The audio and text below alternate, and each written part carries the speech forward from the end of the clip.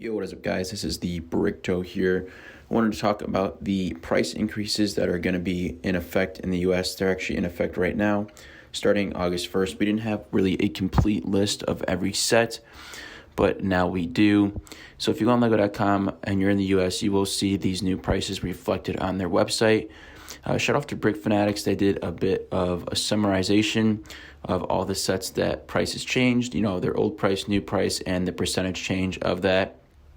A lot of these sets, I've talked about already or have been out in the open for a while, knowing that we were going to be seeing a price increase, but there are some new sets on here and wanted to just go over the complete list now that we have it. There are quite a few sets on this list, so I'll try to go pretty quick here, mainly focusing on Lego Icons, as that tends to be one of the largest themes affected, and also Lego Star Wars.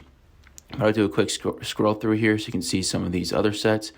Notice that a lot of the percentage changes, are around, like they said, up to 20%, sometimes up to 30%, but around that 20% range, I would say, is fairly common. And I've talked about this before, but even some of the newest sets that are just released, such as, the Express passenger train here, are going to be seeing a $10 increase. A lot of just surprising decisions from Lego recently with the price increases. And I've talked about this before, but I do have a bit of a gripe with increasing prices on sets that came out, relatively really soon. I mean, one of the sets I noticed too, and I talked about this in the last video, was that the I Am Groot set. I mean, that set just released here, and it's a $50 set, and it's going to be going to $55. That makes that Costco bundle a little bit better. If you don't know what I'm talking about, check out my last video. But some very interesting sets on here. One of the notable ones from Harry Potter is this Hogwarts Castle, a pretty significant price increase from $400 to $470. Now that set's been out for a little bit here, and maybe it's one of those sets where they're expecting it to be on shelves for quite a while. It is. A bit of an iconic, I would say, a scene and set. And maybe it's one of those things where they're kind of future-proofing it a bit to be on shelves for like another 5 years or so. And even, Diagon Alley seeing that $400 to $450 price increase. One of the ones that seems, in my opinion, a bit unwarranted is the Hogwarts Icon Collector's Edition. I was wondered too how well that set was selling. To me, it just didn't really seem super intriguing for that price point, especially when you put it in comparison to something like Diagon Alley and the other direct-to-consumer sets we were getting from Harry Potter, but that's seeing a 20% increase in price.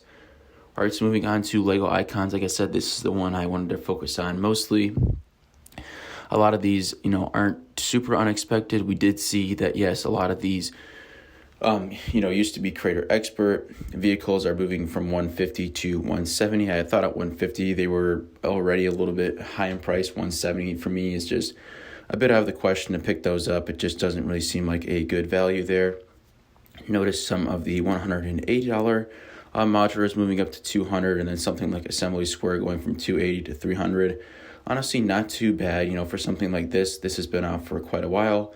And only seeing a 7% increase in price, I think, is justified. Also, too, we noticed something like Titanic that just came out last year, and definitely one of the staple sets, I would say, in Lego's lineup right now.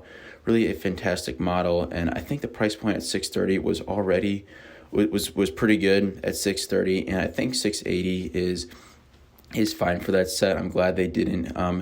We didn't get anything more dramatic from something like that. I think that's okay, and especially from what you're getting, the model size and all that, I think that I'm pretty pleased to see that we're only seeing a 7% increase in price.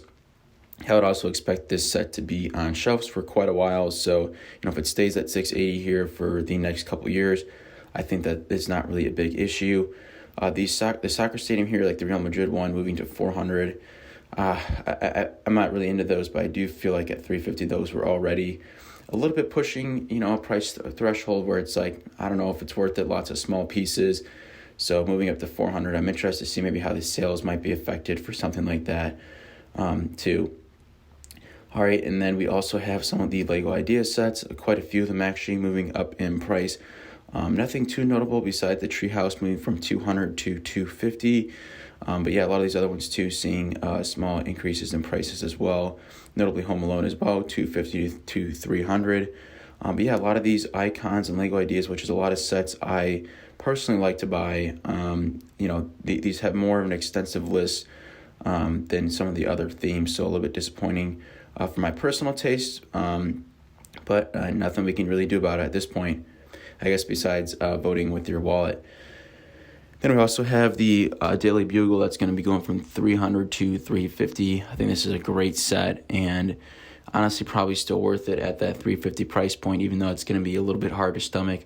As with a lot of these sets, knowing that they were cheaper just a little bit ago. This is what I was talking about with the I Am Groot thing. This set just came out $50, now $55, and just some stuff like that just kind of comes across a little bit distasteful, I would say, as a fan and consumer.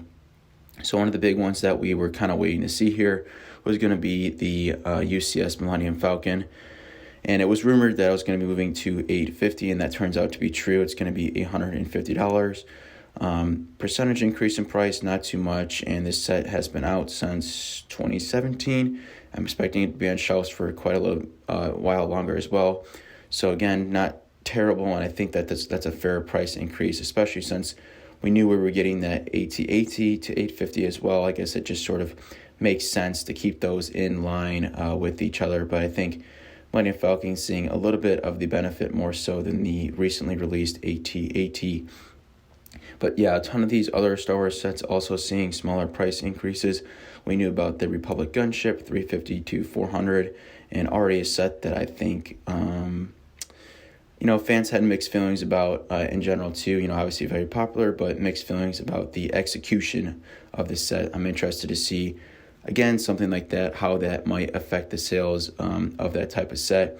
The Cantina, $350 to $400. I really wish that stayed at $350. That was one of those sets where I personally thought, I'm not super into the Master Builder series stuff, but that was one that I felt like was a good value, and I kind of wanted to pick it up. Lots of exclusive figures in that set as well, and so moving to $400 there, for me personally, is a little bit a tough pill to swallow, as that was on my wanted list there, and it just sort of stretches it out just a little farther away. Moving on to Technic, and the only Technic sets I personally really care about are those Technic supercars, and those have been kind of creeping up in general in price. I mean, yes, we did see increase in piece counts a little bit in general with the release of those over the years, but those have really creeped up in price, basically moving from $400 now to $450 for those Technic supercars. I feel like for me, I'm just going to be out of the game as far as getting these.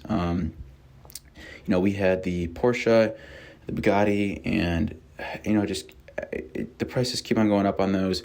And for me, they'll start to move a little bit down on the wanted list, and by the time they get up to the top, sometimes I feel like they end up being retired. And for $450, there's just so much else I'd probably rather buy at that price point. And it'll be interesting to see how those do as well. Given the change in price, will that change consumers' opinions about the that sub theme? That's kind of the general take. In general, I feel like with the price increases is how much this will affect consumers' decisions to purchase sets. Obviously, Lego thinks not so much, as they are obviously think it's going to be worth it in the long run. But I do think that, if you just go on Lego.com today and you see all the price increases in effect, it definitely does change your perspective a little bit, on value of sets. And I think it's going to take a little while for consumers that, really were in tune with the prices and things like that to get used to these price adjustments. Casual buyers looking to pick up sets for Christmas or birthdays or holidays or anything like that, probably not even going to blink twice at it or really notice it. But I would say the fans, avid collectors, and people, looking to stretch their Lego collecting budget are definitely going to see the brunt of this mostly and notice it the most. Let me know your guys' thoughts on this complete list of price increases. Were there anything on here that is a surprise, didn't expect to see on here, wasn't on any of the partial list leading up to the price increase as of August 1st? Let me know in the comments below. If you guys are new here, don't forget to like, comment, and subscribe. Until next time, guys, this is the Brick Duo, signing off.